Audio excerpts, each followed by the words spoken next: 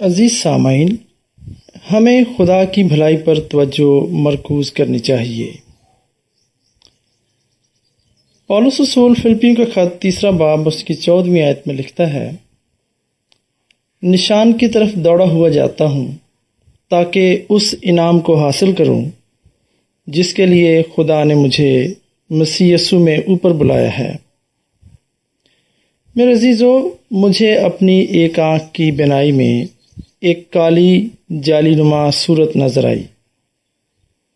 میں نے اپنی آنکھ کے آگے ہاتھ لہرایا، پھر اپنی آنکھ میں پانی ڈالا اور اسے ملا، لیکن وہ سایہ موجود رہا اور بڑھنے لگا۔ اس شام میں نے محسوس کیا کہ مجھے اپنی آنکھ کے کونے میں چمکتی روشنی نظر آ رہی تھی۔ میں پردہ بصارت میں کسی چھید کے ہونے سے بہت خوف زدہ ہوا اور میں نے اپنے ڈاکٹر سے رجوع کیا۔ میری آنکھ کا معائنہ کرنے کے بعد ڈاکٹر نے یہ تشخیص کی کہ یہ آنکھ کے پانی میں کوئی تیرتی ہوئی چیز ہے جس نے میری آنکھ میں روشنی کو آنے سے روکا ہے، اور نتیجتاً میری نظر میں سائے سے نظر آ رہے تھے۔ اچھی بات یہ ہے کہ میرے پردہ بصارت کو کوئی نقصان نہیں پہنچا۔ ڈاکٹر نے مجھے نصیحت کی کہ تیرتی چیز پر توجہ مرکوز نہ کروں، بلکہ سائے سے دور دیکھنے کی کوشش کروں۔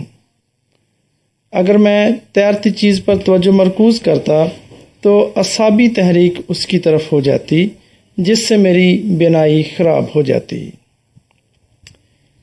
اس بات پر غور کرتے ہوئے میں نے ایک روحانی سچائی دریافت کی کہ اگر میں اپنی زندگی کی منفی چیزوں کے بارے میں بڑبڑاہٹ اور شکایت کرنے پر اپنی توجہ مرکوز کرتا ہوں تو میں صرف منفیت ہی دیکھوں گا، لیکن اگر میں دعا، ستائش اور کلام کے مطالعے کے ذریعے یسوع مسیح پر اپنی توجہ مرکوز رکھنے کا چناؤ کرتا ہوں تو میری بینائی واضح ہو جائے گی۔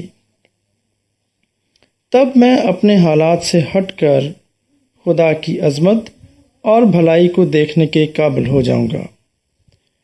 میرے عزیزو، یہی صورتحال ہم میں سے ہر ایک کی زندگی میں پیش آتی ہے کہ ہم اصلی چیز سے بھٹک کر فانی چیزوں کی تلاش میں لگ جاتے ہیں۔ اگر ہم دعا، ستائش اور کلام کے مطالعے کے ذریعے سے خدا یسوع مسیح پر اپنی توجہ مرکوز رکھنے کا چناؤ کرتے ہیں تو یوں ہماری بینائی واضح ہو جائے گی۔ تب ہم ہر قسم کے حالات میں خدا کی عظمت اور بھلائی کو دیکھنے کے قابل ہو جائیں گے اور جانیں گے کہ خدا ہمیشہ ہمارے ساتھ ہے۔ میرے عزیزو، اس کے لیے ہمیں یوں دعا مانگنی چاہیے، اے پیارے خداوند، ہماری مدد کر کہ ہم تجھ پر اور اپنے لیے تیری مرضی پر توجہ مرکوز کریں۔ آمین۔